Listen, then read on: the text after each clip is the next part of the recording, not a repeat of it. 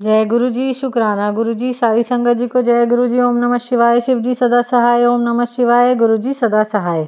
शिव पुराण श्री रुद्र संहिता खंड 5 57वां अध्याय गजासुर की तपस्या एवं वध।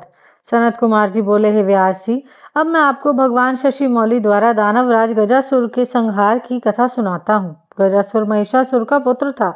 जब गजासुर को यह पता चला कि देवताओं के हितों की रक्षा करने के लिए उसके पिता महिषासुर का वध कर दिया गया है, तब उसे देवताओं पर बड़ा क्रोध आया। तब गजासुर ने देवताओं से इसका बदला लेने के लिए घोर तपस्या करनी आरंभ कर दी। काफी समय तक गजासुर ब्रह्मा जी को प्रसन्न करने हेतु तप करता रहा, परंतु ब्रह्मा जी वहां प्रकट नहीं हुए। इधर दूसरी ओर उसके तप की ज्वाला धधकती जा रही थी, जिससे देवता चिंतित हो उठे। गजासुर की तपस्या से दग्ध होकर सभी देवता ब्रह्मा जी की शरण में गए और उन्हें गजासुर की तप की अग्नि से जलने की बात बताई। तब ब्रह्मा जी गजासुर को वरदान देने के लिए गए। गजासुर ने ब्रह्मा जी की स्तुति कर उनसे महाबली और अजय होने का वरदान प्राप्त किया। तत्पश्चात ब्रह्मा जी उसे वर देकर वहां से अंतर्ध्यान हो गए। ब्रह्मा जी से अपना मन चाहा वरदान पाकर गजासुर प्रसन्नता पूर्वक अपने स्थान को आ गया। वरदान पाकर वह गर्वित महसूस कर रहा था। उसने चारों दिशाओं में अपने राज्य का विस्तार करना आरंभ कर दिया था।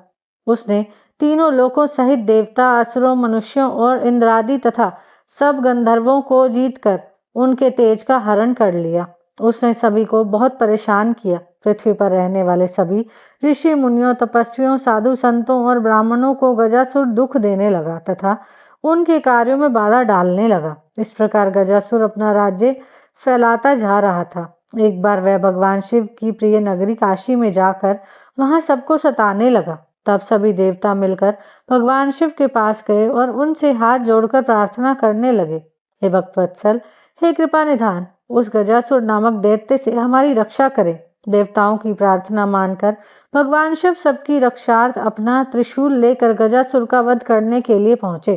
तब भगवान शिव और दैत्यराज गजासुर में बड़ा भयानक युद्ध हुआ। वह तलवार लेकर शिवजी पर झपटा।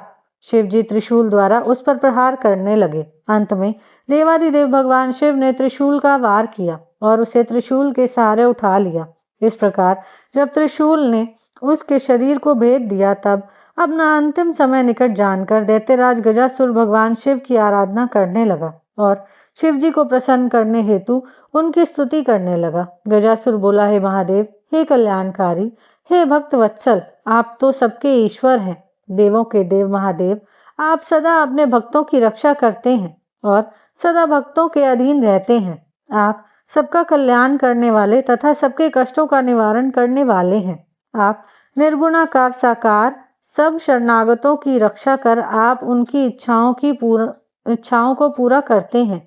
ऐसे देवादिदेव भगवान महादेव शिव को मैं प्रणाम करता हूँ। प्रभु, मुझ पर प्रसन्न होइए और मेरे कष्टों का निवारण कीजिए। दैत्यराज गजासुर की भक्ति भावना से की हुई उत्तम प्रार्थना को सुनकर भगवान शिव को बहुत प्रसन्नता हुई। वे बोले, दैत्येंद्र, मैं तुम पर प्रसन्न हूँ, जो चाहो मांग सकते हो। तुम्हारी मनोकामना मैं अवश्य पूरी करूंगा।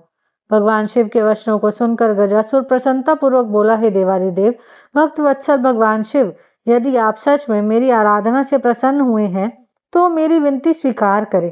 प्रभु, आपने अपने पवित्र त्रिशूल से मेरे शरीर का स्पर्श किया है, इसलिए मैं यह चाहता हूँ कि मेरे शरीर का चर्म आप धारण करें। भगवान, आप सदा मेरी खाल का ही ओढ़ना धारण करें और आज से आप कृतिवासा नाम से विख्यात हों। भगवान शिव ने प्रसन्नता पूर्वक दैत्यराज गजासुर को उसका इच्छित वरदान प्रदान किया और बोले, हे गजासुर, तुम्हारे शरीर को आज मेरी प्रिय काशी नगरी में मुक्ति मिलेगी।